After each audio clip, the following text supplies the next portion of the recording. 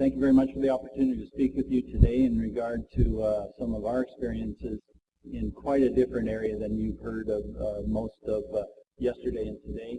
Perhaps a little bit more similar to the other panelists here. We're all dealing with very difficult technical and operational challenges.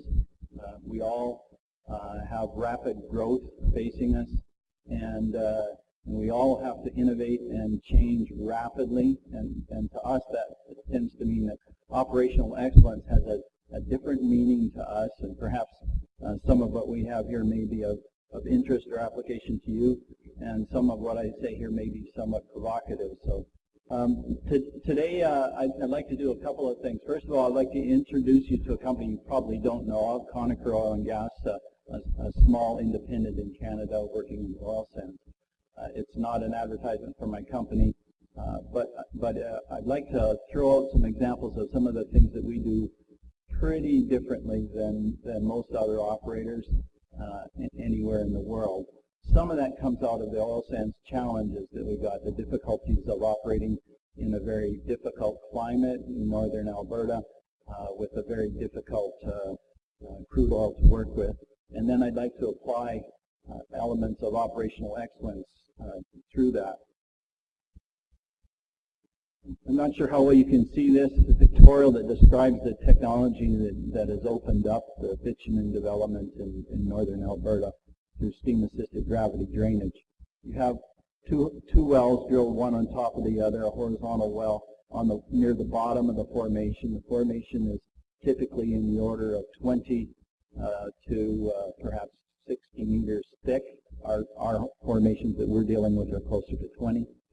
So you drill a producing well near the bottom of the formation. You drill another horizontal well about 3 to 5 meters above it. They both go out between 500 and 800 meters in length, and need to stay about that far apart, that full 2,500 feet out there. So if you picture a long well going out there to the front of the hotel and down halfway to the Galleria, and then drilling another one that can't get any closer than 10 feet from the first well, and better not be any more than 15 feet above it, all the way out there. You can see the challenge of drilling it to start off with.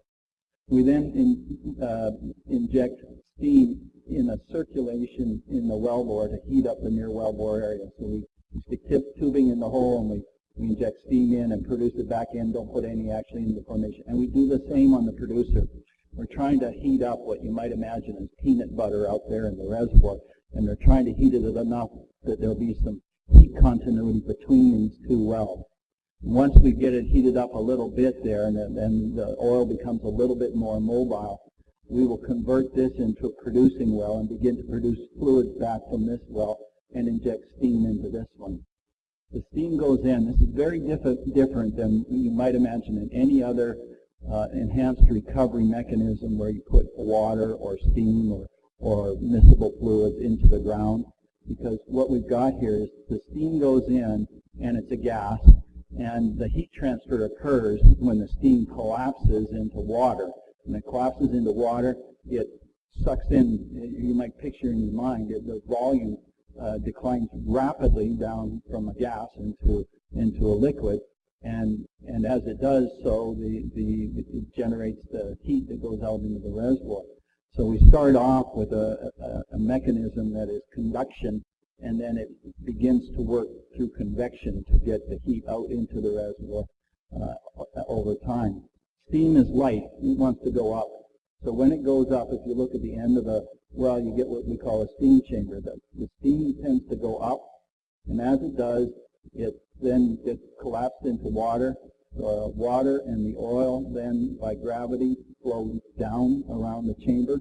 The chamber grows bigger and bigger and bigger and bigger over time until eventually chambers from one well to the next well to the next well to the next all end up connected eventually at some point in time.